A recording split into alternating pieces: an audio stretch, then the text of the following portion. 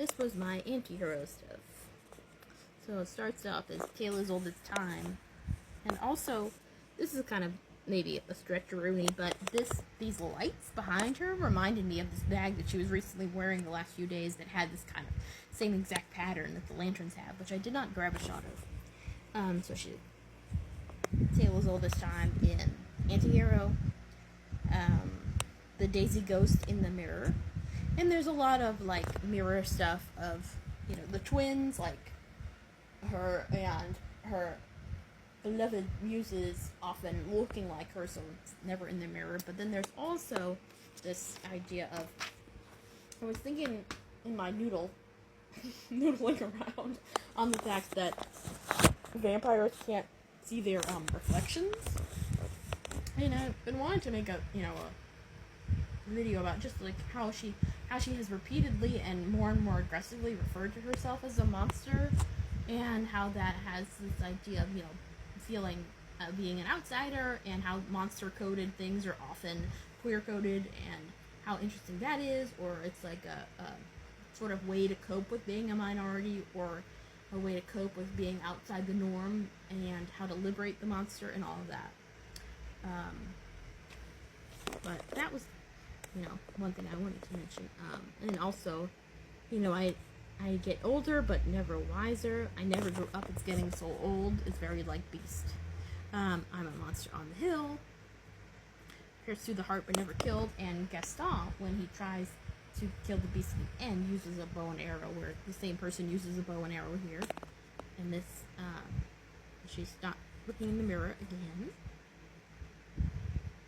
And she has either she's seeing, you know, the evil version of herself or the Daisy Ghost or anything in the mirror. So that's part of why she's refusing to look in the mirror.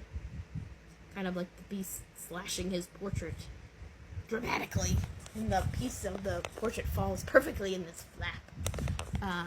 This also is in the anti-hero funeral scene, which also I made a post about in Reddit that was a while ago about the parallels between the anti-hero music video and also Fun Home. So, kind of, which I still haven't seen, but I was just looking at the art and all of that, and people had mentioned that, so I thought that was interesting. But that's a digression.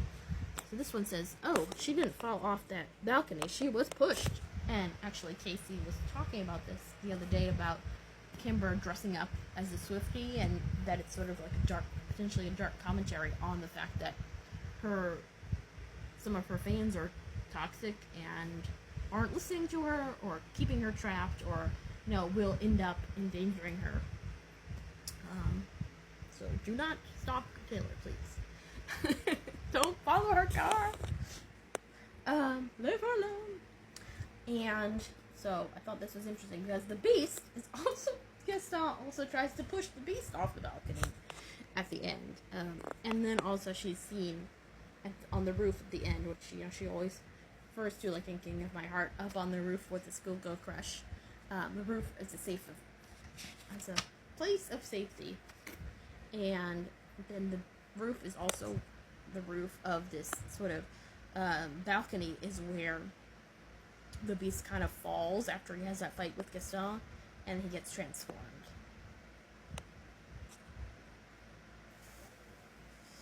So. And then I was also thinking about the wolves, and she's also wearing, like, you see Belle is wearing her blue outfit here, playing with the wolves, and she's has these wolves chasing her, specifically in the Out of the Woods video. I'm sure there's other wolves. This was just what I thought of off the top of my head. That's the sandwich. Cameo by the sandwich I want to make that sounds really good. And the Beast comes to rescue her. And that's part of why she ends up leaving, is because she sees her father later in the mirror coming, and he's getting attacked by the wolves and getting lost in the forest again. So, and then also this is during winter, which is in this too, and they end up sitting by the fire.